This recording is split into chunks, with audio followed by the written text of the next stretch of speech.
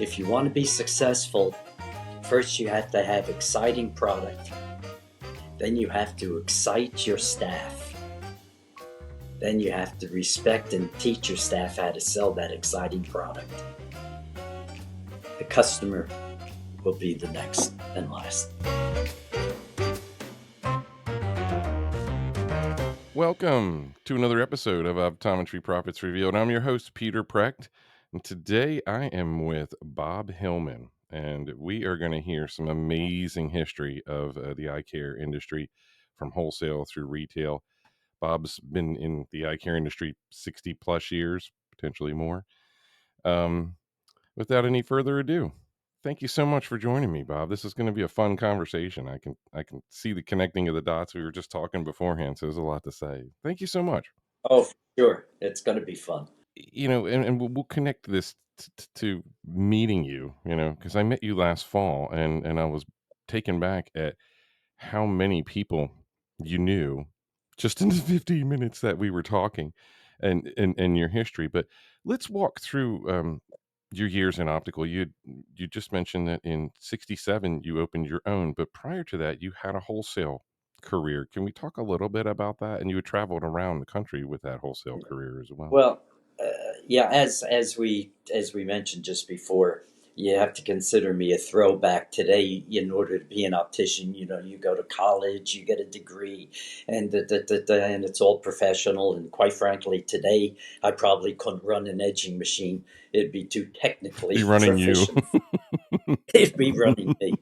I'm a throwback, and I actually been in this business since I'm 16, and started in the eyeglass factories in New Jersey, which I am. I'm originally a Jersey boy, and I worked in the real eyeglass factories of those days.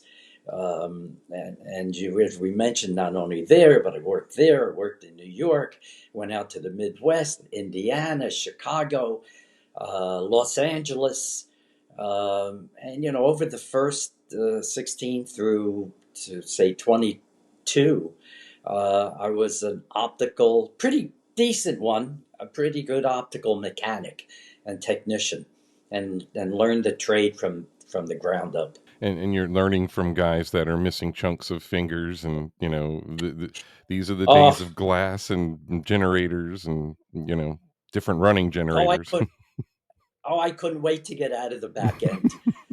As we just mentioned, and I mentioned it again, Right. Stanley Kowalski, he had 3 fingers missing on one, 2 on the other. John Bookhart in edging was missing his thumb. Other people, it wasn't the laboratory of today. It was the laboratory of yesterday, Right. when you made everything by hand.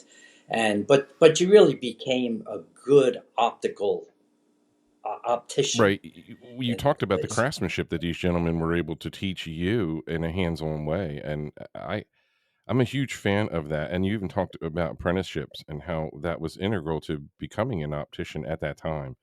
Um, that's still somewhat active in New Jersey, to be honest with you.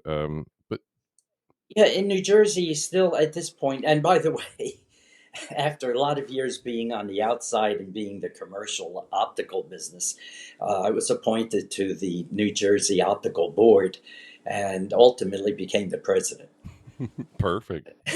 in the late Oh, 70s. that's cool. Um, yeah, and but actually in New Jersey, and I think, if I can say so, I think I was the one on the board that suggested and put forth to have a 2-year basic optical education school, and then an additional 2-year apprenticeship. Huge fan of that, and we want to That was the late 70s. right. Yeah. Badly needed, but still carried strongly forward. Their Opticians Association is a powerful one and a potent one, and they do forward think. They're not stuck in any place. At this time, you had also mentioned meeting Coburn. Um, Speak about that a little bit. How that development, or how did you guys come across one another? Obviously in the lab, but Well, as we were developing and building what I would call my first chain of 12 or 15 stores, goes back a while now, in New Jersey. We used all Colburn equipment. He owned at that time 70-80% of the business. And we were introduced and really became very close to Bill Colburn. I guess we called him Uncle Bill at the time. And he I've had heard those developed a stories. long, yeah, there's a lot of stories there. That's for another time. But he was, a tremendous entrepreneur Right. and giant in the industry of producing optical machinery, and he had produced a group of machines to actually not the laboratory, but to make the lens itself. I said, which is really the factory of making lenses from shot glass or the factories and so we took that experimental machinery and we produced and opened up a company called Custom Optics right next door to our wholesale lab, which was next door to our office and first retail store. And and that Custom Optics became the first independent national optical factory selling product to the Pearle Visions and everybody else, including Bill Benedict of Omega. And And that's how and it's there's a lot to get into with Bill. So just prior to this, essentially you have the retail and the large wholesale establishment with Custom Optics. Custom Optics ends up becoming the large wholesale laboratory for the Pearle Visions that you end up opening after that. No, a little confusing for you. We had the we had the dozen optical okay. stores. The central laboratory that we called Specs Corporation, which is inside. Custom Optics was an Oh, independent glass factory. okay. So they're the glass lens That element. I got you. that glass factory did business throughout the I was gonna U.S. say, with all the major yeah, they were chains supplying every heavy wholesaler, and supplying right? almost everybody in the U.S. So that makes a little bit more sense. Then that's connecting some Yeah, dots, and a huge percentage of the industry is glass at that time. it was all glass, literally all glass up The until 80s. about 19 mid Okay. 70s. And to me, that's completely fascinating. Now, you mentioned Bill Benedict, um, and the tie into Pearle Vision in '71. Connect those dots. Running, because Bill Benedict's he's got quite a history. Another entrepreneur that opened multiple companies, right? Exactly. Successful eyewear laboratories. Uh, when we, as I perhaps mentioned, when we merged our retail chain in New Jersey with Stanley Pearle's other wholesale business partner was Bill Benedict, and that was Omega Optical. Gotcha. And although we worked with Stanley Pearle directly from 1971 to 76 or 7 through the retail and expanded into it became the Pearle Visions of today, the first 200 stores. After our contracts left, we opened a true wholesale laboratory, and it was one of the first plastic laboratories. So there we go. Here comes the And introduction of plastic. This is in the and mid yeah, '70s, you said? this is say Okay. 1977, and then in 78 or 9, I believe, we became known to Omega, and Bill Benedict himself came came to New Jersey to say hello All right. again. How awesome. Right, 5 years, 6 years Right. later, loved the laboratory that we had built, invited us back to his laboratory in Texas, which was 4 times the size, and Wow. um, over dinner, and we decided to merge our Optimum Optics, which was the third largest of the laboratory, into his laboratory, which was the first and largest laboratory in the United States. Yeah. So we became Omega. We became part of Omega. You mentioned when we were talking before we were recording how much you admired the business minds of Stanley Pearle and Bill Benedict and what they were able to accomplish, and how you were a part of that. Speak a little bit to that. I mean, what did you take away from them? What did they take away from you in your mind? Uh, uh, Perhaps what they took away from me was a young Turk who could had the ability and what I enjoyed of building companies or building retail and expanding Right. quickly and building teams, because most important thing in any company if you're building is your I agree. team and the respect that you have for your staff. That's the respect that I had for both Stanley Pearle and Bill Benedict. And I mentioned in those days there were not a lot of individual entrepreneurs sitting on top of companies. That's And true. there are two people who I had the really great opportunity of working with and for and with, that had the respect coming back to me. And they were probably two of my idols Well, all through the years of my business well, throughout these and you years. talked about retail gems to take away, like how critical that team element is. When a team is working seamlessly together in an optometric venue, it's beautiful. It's a work of art, and that that experience is felt. I've talked to enough people in and out of the industry, and there's a lot of customer centric focus right now.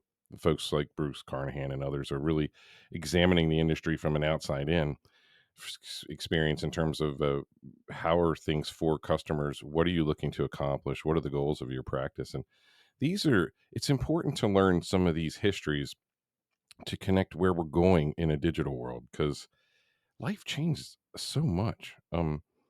Before we well actually before I dive into the 80s, let's talk a little bit about iLab that was in 79. You just mentioned that, and so how did you end up from there, from mid 70s to 79, launching iLab, and had you stepped away? Well, as we after we merged our wholesale company, into Omega with Bill Benedict, we decided that we wanted to get back into retail, and I had at that time, instead of my usual, which is sketching on yellow pads and boards and things like Right. this, and here's where the toilet Hmm. goes, and here this goes, and this the fitting over here. I made, we had a few dollars at that time finally, because we had sold a couple of Right. businesses or built. And I went to a real architect, designer, really one of the best. His name was Stu Roberts. And he had been building all of these great looking stores in these shopping centers, if you remember when the enclosed shopping centers Right. started.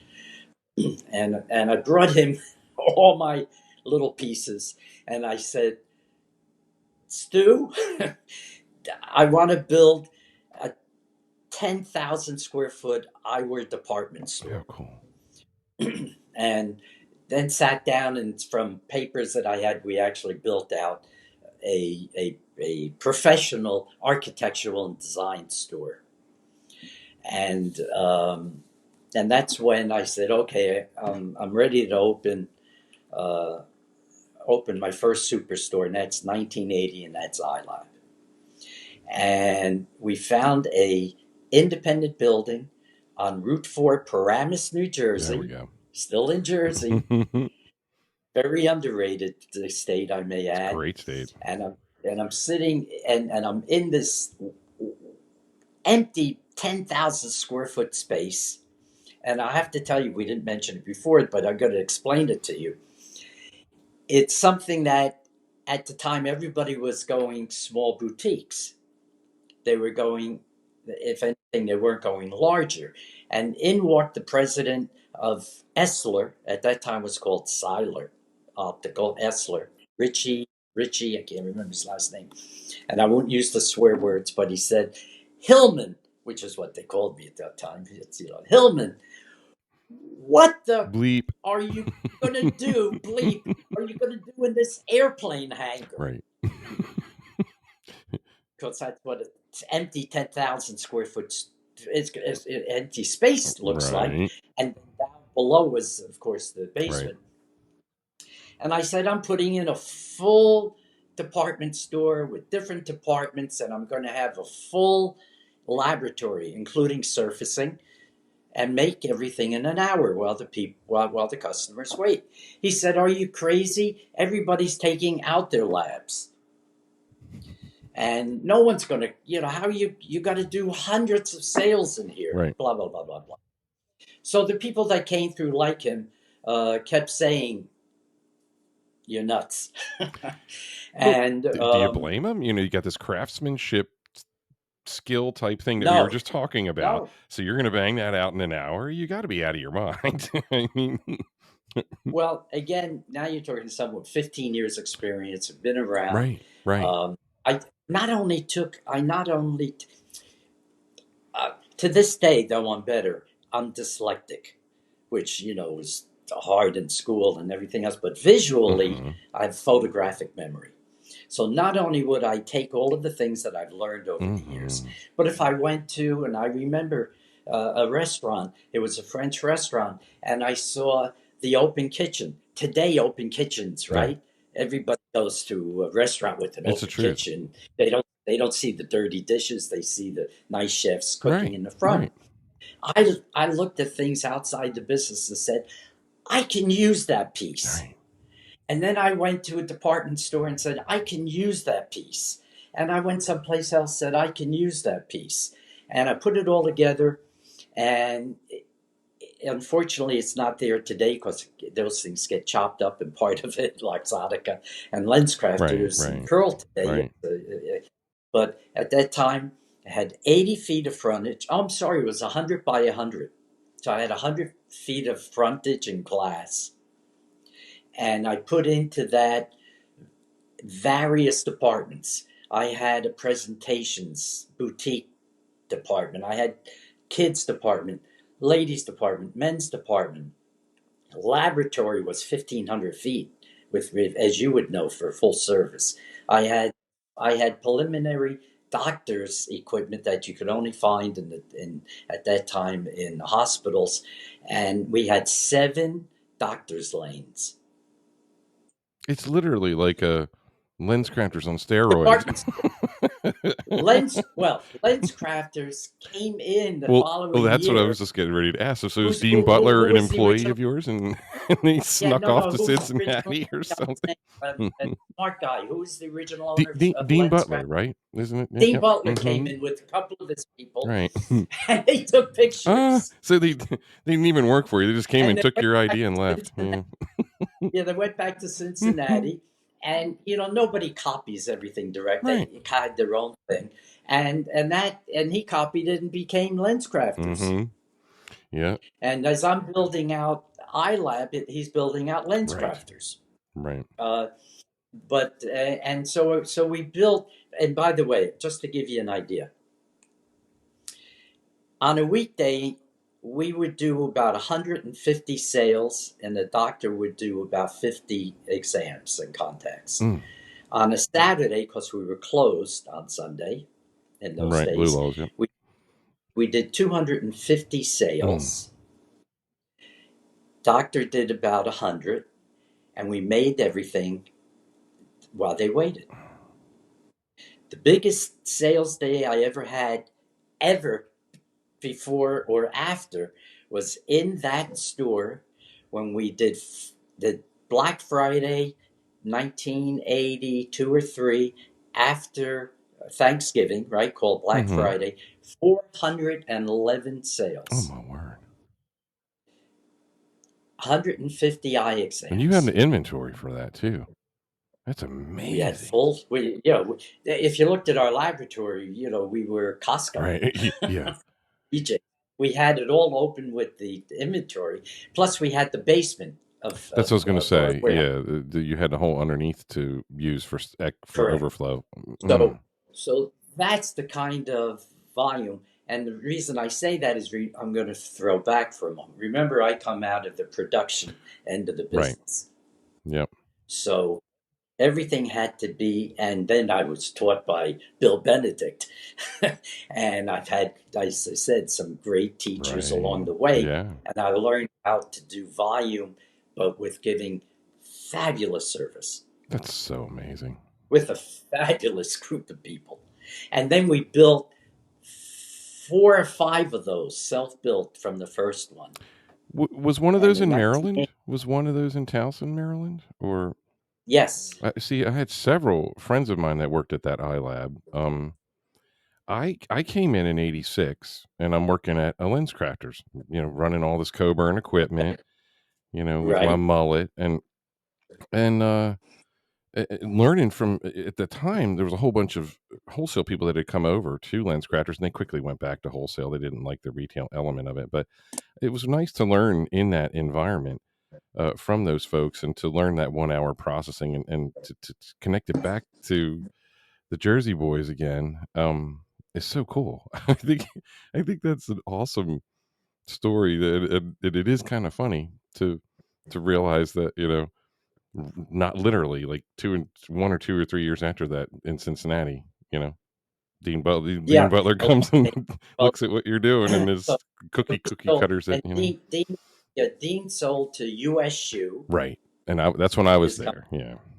and I sold in '83 to Quaker Oats. Really? Quaker Oats bought Yeah, iLab? Quaker Oats.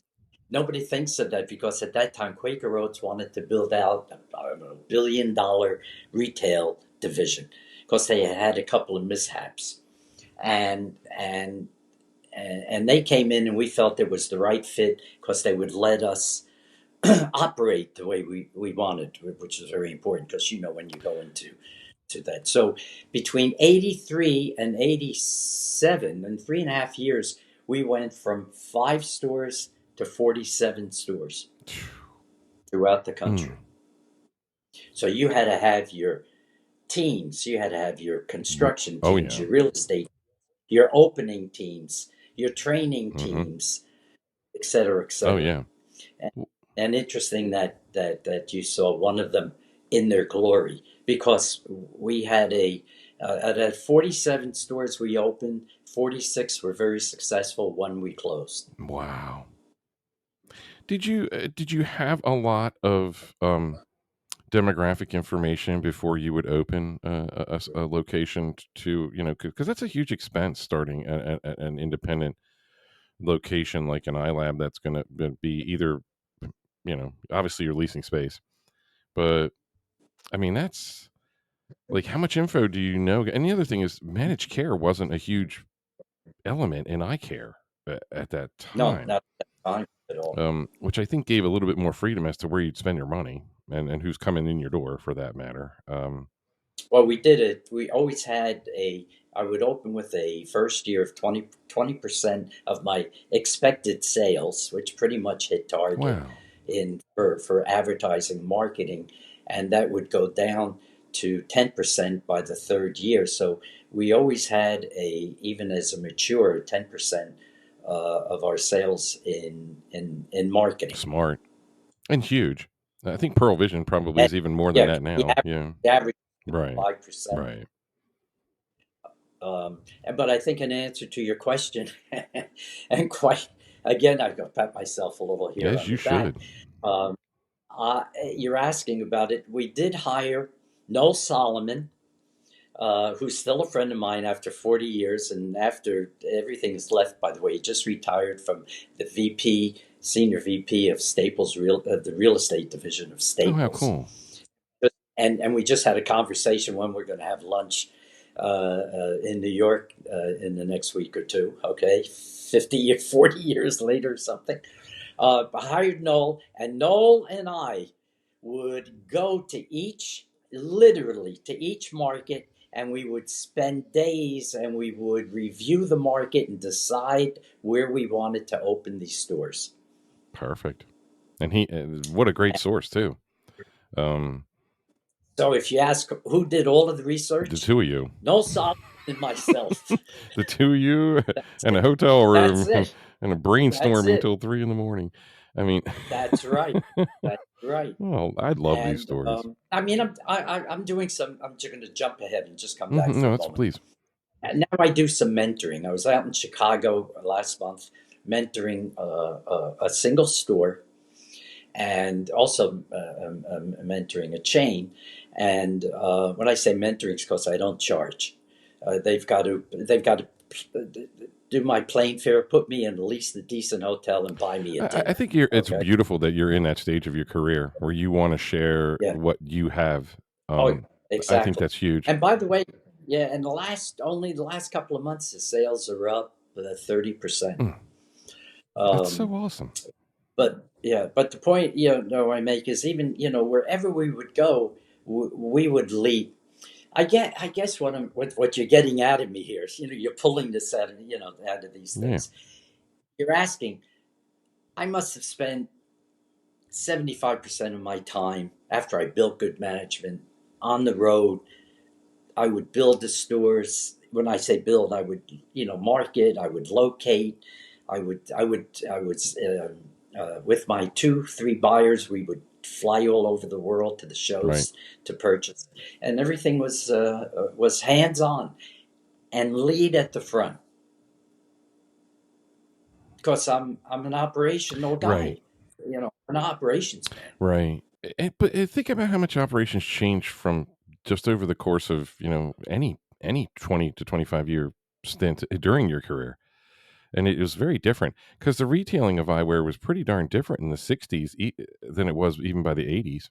Obviously with the 80s we have the introduction of 1 hour, and that's a different animal altogether. But really, it's really interesting to track some of the connections at a wholesale level and to see how some of these expansions were able to reach further out than maybe even some of the original founders thought.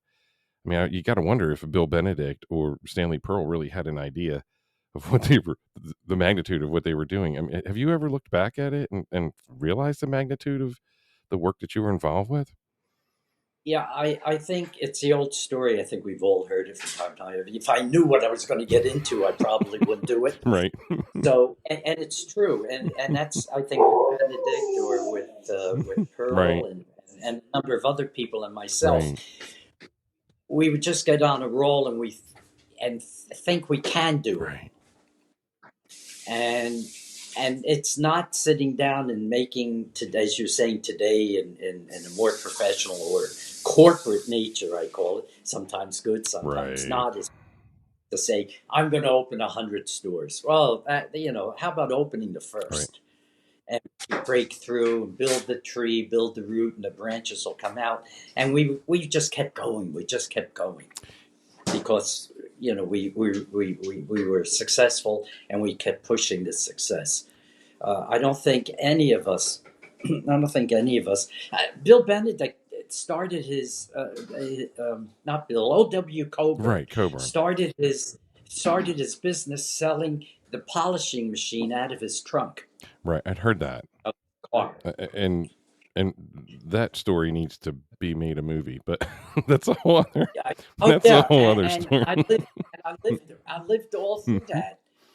That Right. period. I Right. mean, there was a period of time I forgot when we were doing better, and he got over his skis, and we loaned Right. him. When I say we had Hillman. We weren't merged yet. We loaned him $25,000 to make That's payroll. beautiful.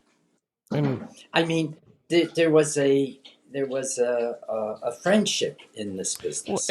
and also the ability to take 3 or 4 or 5 steps backwards and see the bigger picture to go, okay, he's going through this now. We'll get through this together because it's impacting so many other people, not just staff and whatnot, but just the clarity of vision for huge amounts of people. If you really look at it that way from a patient level, um, that's a huge way of connecting in and thinking about it. But just the macro level of the way that you had done things in your career. Talk a little bit about Fabulous Fannies and your connections with theater, if you would. Okay, I'm going to give you a Please leapfrog do. for a Please do. moment. But because from iLab, I did Hillman's Eyes. Then I went overseas, and I opened the first foreign chain in Shanghai, China. Well, and And I also want to talk about you. You had meant yeah, when we met the very first time, we yeah, talked about avant garde and Luxottica coming into New York in the 70s. And yeah, Del Vecchio yes, bought out the oh, I forgot their names now, the family, and hmm it was avant-garde, and he purchased it because he was a manufacturer, a small manufacturer, right. but growing, and he purchased that which became Marchand. Wow. That's pretty crazy. And I know, I mean, I know that there was, looking at what Luxottica was in my years, the years after I left LensCrafters, and what they grew into and what they became, post US shoe and all that kind of stuff was pretty impressive. More than impressive. He was a genius Yeah, and extremely aggressive minded. and aggressive. He was a genius. He was aggressive. Again, do you know he also started in manufacturing in the Cadores in Italy, making parts, and then he went and got a loan, I forget from who, to build his first factory, and then he came to me, which at that time I had, pretty big a company, and I used to fly to Italy, go up to the Cadores, and we would buy a lot of product from Luxottica in those days. And as I'm saying to you, business was personal, personal was business, and everyone grew together. And so by the time you got involved in Luxottica, already was on whether it's public or not, I don't remember, but he was smart, and he was ahead of his time, and he was a genius in putting together a worldwide company. Completely at a amazing time for our industry. Um, but even the idea and the way that you were involved with the 1 hour component, and how that developed. Talk to me about how that changed eyewear through the 80s and what Hillman ended up doing in response to that through the 80s, even into the 90s. Yeah, the actually, I had been doing one hour service even in my first store. Get out. So So you no, had you had I had was that single vision or obviously? Um, no, I had full laboratory. wow. And and then when we built our chain and into the 80s, as you're saying, we had a laboratory in each store. Right. We were doing 1 hour Right. service. Uh, Lens crafters got smarter about it when they marketed 1 hour service, 1 hour Right. service, 1 hour service, and built their brand on 1 hour Literally. service. We were building, yeah, we were building our brand on a department store feel, Yeah. Much larger selection. and a much larger selection. and But at that time, you had to have the confidence that you're going to do some volume, because if you didn't, then you can't carry the laboratory, as you and I know, is an expensive carry. Right. And then it's probably into the 90s before we really start seeing a full impact of managed vision care. Correct. Um, so things are going pretty smoothly from a production level, like we said, you had to trust your gut, but you also knew a method that worked from a marketing standpoint and from, like how the steps to take, the reinvestments to take properly with marketing so that you could have a successful location. You mean that's a pretty tremendous track record to have only shut down one iLab. And how many had you opened? 47. That's impressive. Especially at a full service lab level. I mean, man, all that equipment. And like you talked about, there's special teams even to roll in and out, a 113 Yeah. generator. Oh my God. Oh, You no, know? no, we had a very, Okay. yeah, we had, it Right. was all in-house as Right. well. So a little bit friendlier than that 113 that I trained on because I thought that was overkill. We even had a tool cutter, and we really never used it all that much. Yeah, You right. know, Well, but today everybody's backed off of it when digital came in. right? Which is, of course, which is a great and a great way to make a lens, be it a single vision digital or progressive. Uh, a number of these companies, including lens crafters, backed out of the laboratories because from as far as I know, I'm just guessing, they didn't want to put the tremendous amount of additional capital investment into all those stores to make, in reality, very few amounts of progressive lenses I during would the agree day. with that. And I think you hit it on the head by talking about digital lens technology. And we can see a real impact that in terms of on jobs, because there's no question about it when you do get a peek at the digital fabrication and all those visual acuity booster points on the back surface of a lens. And I mean, that's in principle, it is wonderful, and in profit, it's even better.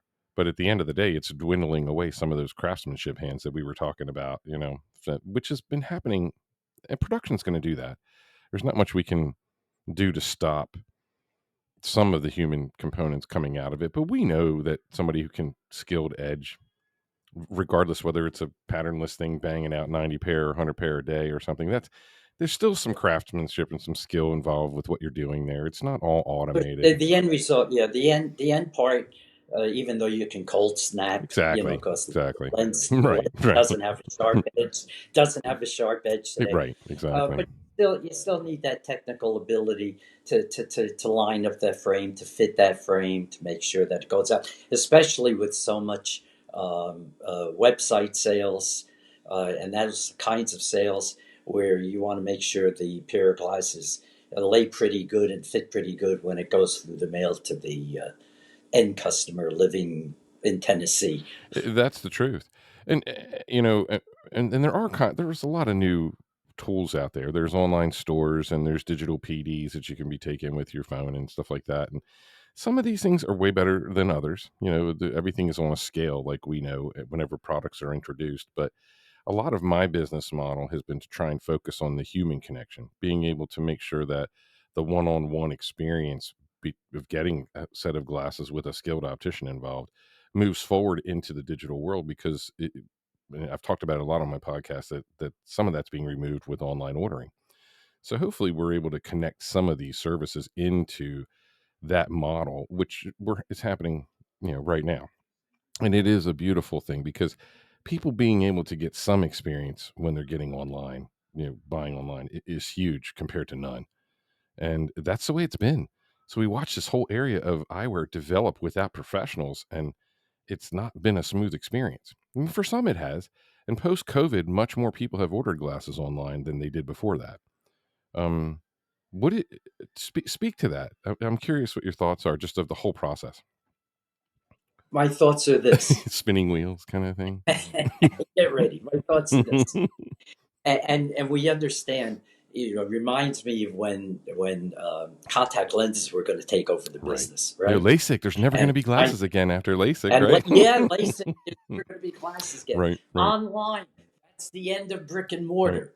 So I'm going to give you the way I view it.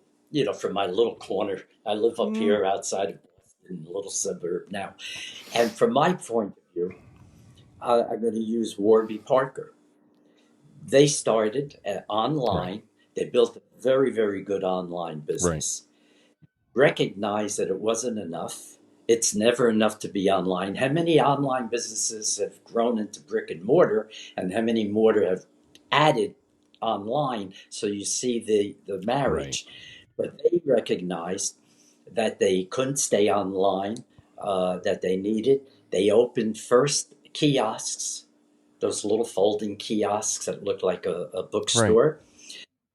They then went into the next step of opening within a department store and took shelf space, which many people don't know. I can see you shaking your Well, I head. had heard that, but I still can't understand where and who were they with? In LA, I saw it in Oh, LA and okay. a couple. Whenever something happens, I run, I Well, fly, I go look. I still I have saw that. you I at still have that I saw you energy. at Eyewear Art Walk, and it blew me away. I Oh, was there we not go. expecting to see you there. Right, exactly. Right, I still, have that excitement.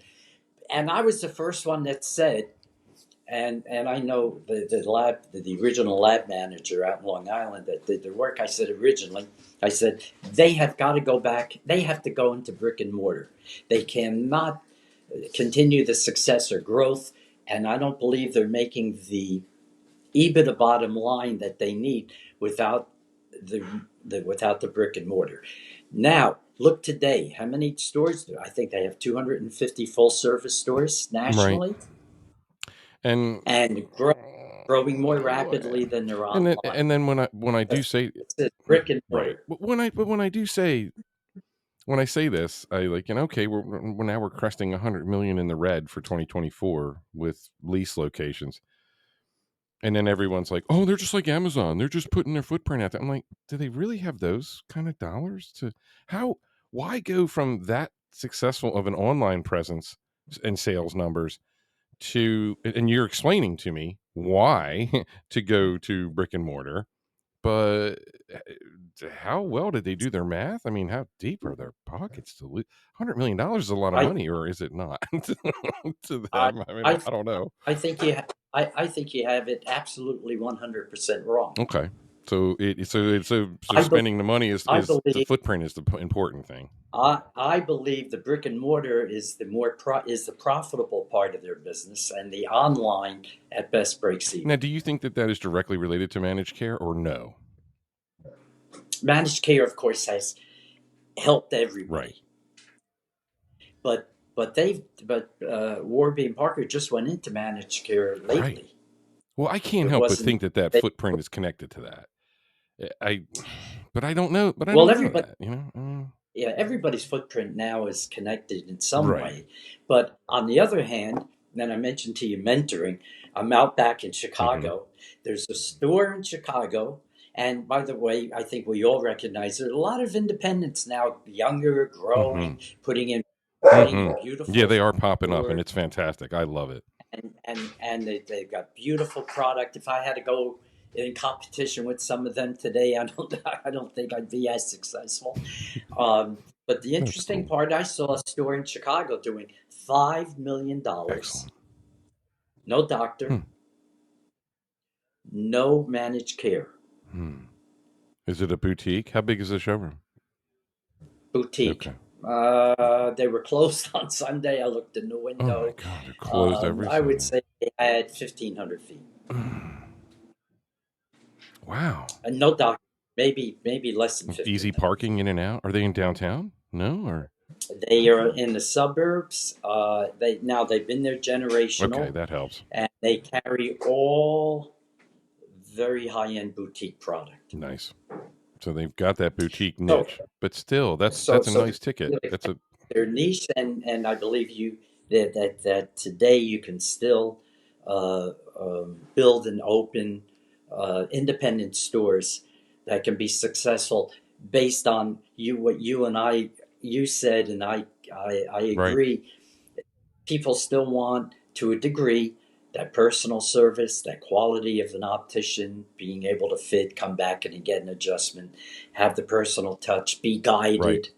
I mean, that you can't do, and I think there's still a growth within that industry. Apart, I completely agree with you, and I think it's never been, it's interesting. It's taken me, darn near a year of podcasting to kind of come around to this because I felt it, but and after talking to you and several others, the opportunities for opticians to independently on their own to open a boutique style with their own professional skills and expertise is a successful model. You have to do it right. You don't want to get into a place where your rent is just way over your head. But by the same token, understand that your value and your knowledge is worth a lot more than maybe you realize. Um, People that have been doing this 20, 30 years, I mean, talk about they know things.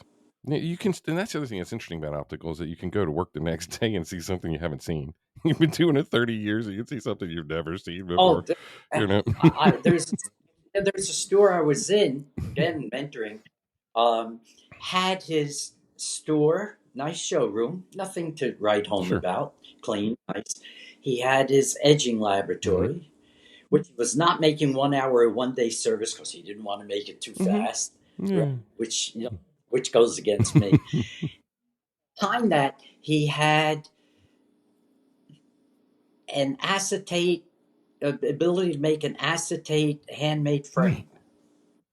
frame. Like custom. That's really cool. Yeah, yeah, Yeah, I think you're going custom. to see some of that pop up where it'll, kind of like make your pizza, be like make your glasses. I Yeah, think that there'll be an yeah, element of insert. that, So, people are still, but you have to be a pretty good optician, Right. things of that Right. nature. So I'm going to jump ahead on you because you said it, and I keep Yeah, dragging you you keep back pulling because away from there's fabulous so much fannies, but we're not gonna leave it. fabulous. So the long and short of the story is, I'm living in Shanghai. Okay. I'm remarried. I've got my wife and I have a nice life, and I had done a lot of consulting, which I didn't do now, but I went into consulting for not only Chinese optical companies, but other major companies around the world, like HAL and What a brilliant um, place to go do that, by the way. things of that nature. Genius. So I've been doing that, and I thought, okay, this is it. I'm going to retire. I'm in Shanghai. It's a Right. great city, by the way. Right. New York on steroids. Today, you can get a great wood burning pizza. Oh, that's That's cool. important. And and it was just time. My second daughter from first marriage turned 40. She had been 15 years or 12 years in residential real estate as an agent. And I would come back to Boston, and I would say to her, one, I need some clam chowder. I need a lobster. It's Right. Boston. And three, you're a Hillman. You're an entrepreneur. It's time for you to go in your own real estate business. I said, I'll fly back and I'll spend 3 months, and let you open your business. How So cool. she did. My daughter Rachel, opened a company called Hillman Homes. Nice. And it's her business, and it started with her, an assistant, and myself. She made me go back to school after 40 years and get a real estate Got your license. license. Licensed real estate There's agent. so many opticians that have real estate licenses. It's crazy. It's like this Is it? weird Yeah, jump, everybody thinks they can be in the real Right, estate. exactly. But saying that, in the next 3 years, that's 2014, by 2017, 18, I'm bored. Right. When I say board, she's got a wonderful company. By the way, the business covers all of Massachusetts and New Nice. Hampshire. We have about 15 Nice. agents, and I'm bored. And Right. my blood is eyewear, and I. So you're asking. So I still have been doing some um, design and manufacturing of frames for some of the people in the Right. industry, and one of them on a short order was Fabulous Fanny in New York, and that's how I got to meet them, because I was making some reproductions for them How cool. along that in their store, their vintage store, and lo and behold, uh, one of the partners died. The other one thought he's getting old, though he's younger than me, and he decided, I'm going to close the store. I want to retire. Ah. He was 65. So this And I gets said, to you you, can't. yeah. Yeah. And what it is, you would love it.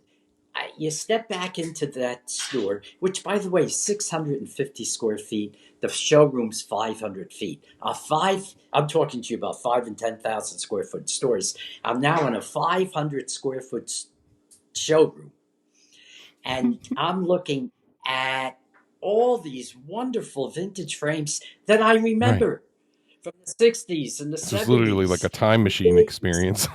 It's a time machine. And I got re-excited Right.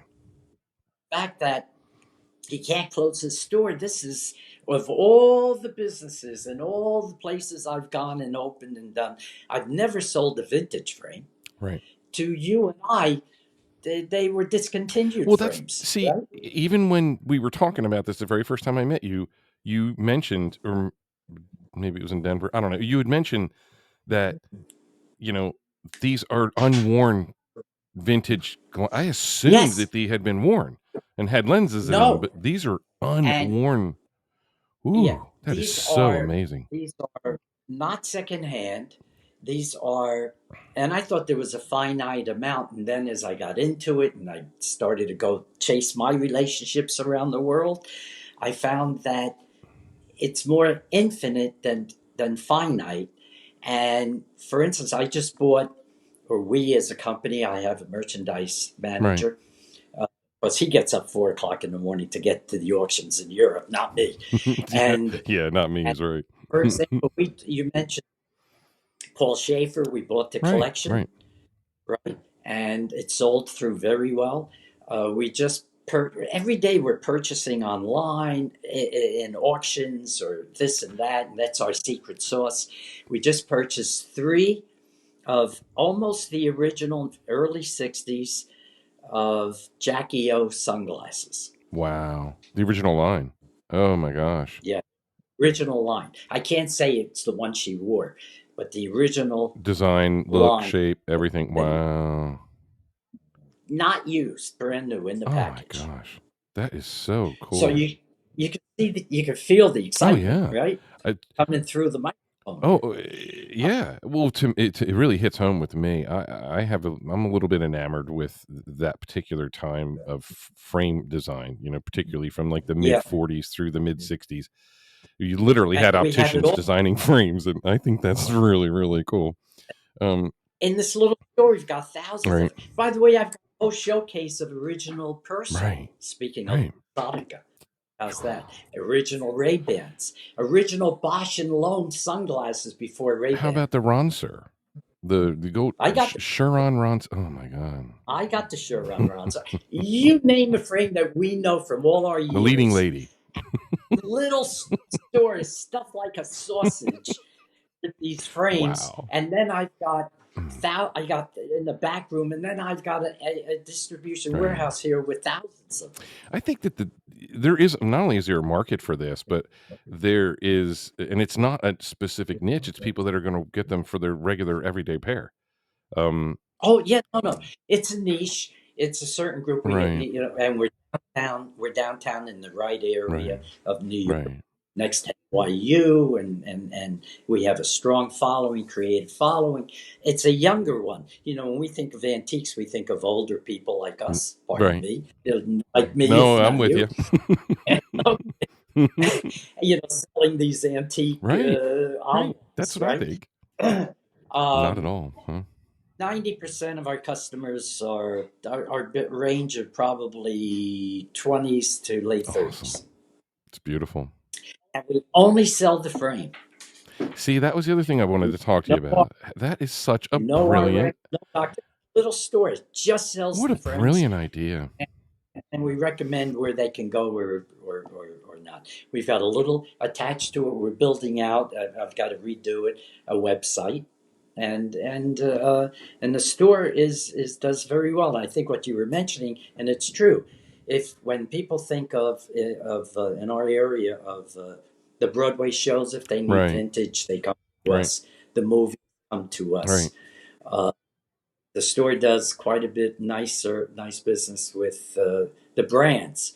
You want to talk about Ralph Lauren group comes in, as Coach and other people Mm-hmm. like that. They take 10 or 20. They don't take. They purchase. Right. I don't give No, away things. We're just a absolutely. Yeah. little local vintage Right. store, and they will take 10 styles, and then they'll obviously manipulate them and change them. And they come out with next year's collection that they Really? come out. So, it's really a Kind of a mixed bag wonderful. of what's selling the most, huh? It's a one. So That's about clever. 80% of what we sell are true vintage. I don't want to call it dead stock because it's such a bad name, Mm-mm. but it's true vintage, never been It's a worn. niche. And about 20% of what we sell are my reproductions, such as the one I'm wearing. I copied Winston Churchill. How awesome. And Uh, and I've got two. I've got two models that I took from the photos of Marilyn Monroe in the 1950s, the real Harlequin, yeah. and I've got about thirty reproduction styles that are just wonderful. I remember there was a frame that I used to cut a lot when I worked for old school opticians called the Leading Lady. Oh yeah, this the Marilyn. I call it. I can't call it Marilyn Monroe. It's the Cat original. eye looking I've thing, got yeah. Yeah, I've got the original Harlequin. Oh. It's gold. It's gold and tortoise, and I've only got one of it. So we show it, but don't want to sell it. It's like a child. It's a child you want to Right. keep. Right. And I'll tell you, if you ever get to New York, you got Oh, to I'm go into planning it. that I'm store. already planning it in my head. It, There's no it, doubt. you, you can see it. It just yeah. It's all. It's every. It's just a composite. So that would leads me into I said, you can't close it. And we went across the street like you see in the movies, and we had breakfast. And at the end of breakfast, I took out my my pad and I wrote up the sale and I bought the Oh, store. how cool. That's so cool. And I could so see real estate being boring for you and that this was really a nice little breath of Oh fresh yeah. air. Well, for real estate, because my daughter saying, "Hey, Dad, listen. Do you know I'm doing a showing today at 4:30? Hey, Dad, I've got a real estate showing that you can do at 4:30 today and next week. And can you do, You're the this? unpaid agent, aren't you? I'm the yeah, I'm the consult. Yeah, the consultant. I'm the mentor, the There we go. consultant You see, doing optical it. mentor, Okay, real estate right, mentor, right. all a jack of Now, all trades. having said that, then I'll bring you right up, and then we can have a second follow-up I would conversation. like to do that because Yeah, the more I ask questions, the more questions I have, and I know that yeah, we have to stop this because we're coming up on an hour. But this has been yeah. absolutely I want to show you. fabulous, and I know that's a cheeky phrase, but Uh, really that I've okay. really enjoyed learning and connecting the dots because your history connects in with massive growth across the optical industry and not just at the chain level, but the impacts out into the private and independent sector and how you can see, as well as the rest of us, the opportunity for independent opticians to actually branch out and do your own work. It's it's it, Oh, it's absolutely. very, very, very potentially at your fingertips to do this. And like you just talked about, coming from the place in Chicago where there's no doc. Now it's multi lineage, so they got a lot of years, so that's a little different. But those numbers are where they are because of the people in that building. And you know that. You've been able Yeah, to help, teach some of your basic skills forward to them. And what a win-win. And that's got to be an enjoyable thing yeah. for you to be diving into at this point in your I career. appreciate that. I'm going to show you what I'm working on. Fabulous Fanny 2.0. Ah, okay, let's see it. That's why I asked you in my email. I said, you want to talk No, about the let's do a past? whole other You want to episode talk about that.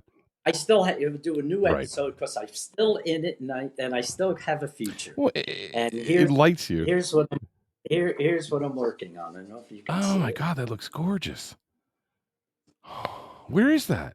It's an That is Fabulous Fanny Oh 2.0. my gosh. So is it an That is going expansion of what you've already been doing? correct. Oh my gosh. That's going Is to it be the same that's going to location? be no, Okay. no. I okay. This is in the design Okay. phase. Oh, this is This is a year exciting. away. I love it. It's going to be a 12,000 square foot Oh my God. eyewear I was emporium. going to say, it is an emporium. It's going to be an emporium.